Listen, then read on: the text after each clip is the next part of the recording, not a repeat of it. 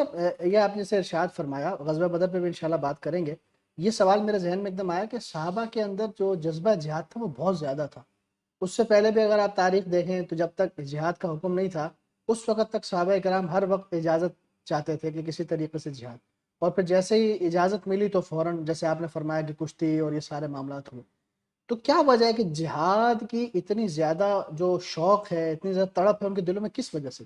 دیکھیں اس وجہ سے کہ مسلمان کا نصب العین آخرت ہے. صحیح.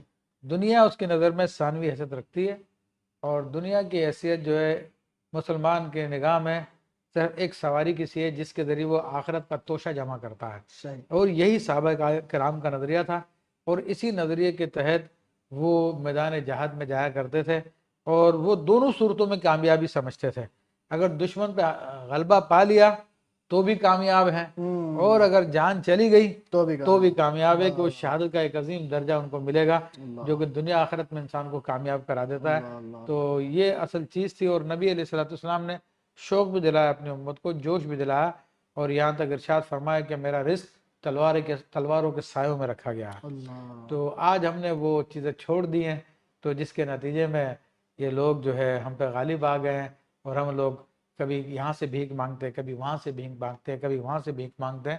تو ہمارا رزق تو اسی کے اندر ہے، جبکہ کفار نے وہ چیزیں اپنا لی ہیں اور مسلمانوں پہ راج کر رہے ہیں. اور جب تک مسلمانوں کے اندر جب بھی یہ جذبہ جہاد بیدار ہوتا ہے تو اللہ تبارک و تعالیٰ ان کو فتح و نصرت و کامیابی عطا فرماتا ہے. تو مختلف مواقع اس کی صورتحال اس زمانے کی میں ہم دیکھیں تو شاید ہے اس کے اوپر 313 کی تعداد ہے اور سامنے 1000 ہے. یہ جذبہ کہاں سے آئے؟ دیکھیں یہ جذبہ تو نبی علیہ السلام کی محبت سے آتا ہے، آپ علیہ السلام کے عشق سے آتا ہے.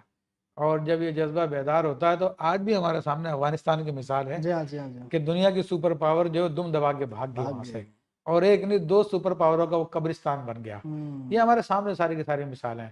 تو حضور علیہ السلام سے جتنا زیادہ قرب اور جتنا زیادہ تعلق ہوگا اتنا ہی زیادہ جذبہ جہاد بڑھے گا، اور اتنا شوق بڑھے گا، اور مسلمانوں کو عزت ملے گی انشاءاللہ تبارک و تعالیٰ. سبحان اللہ. کیا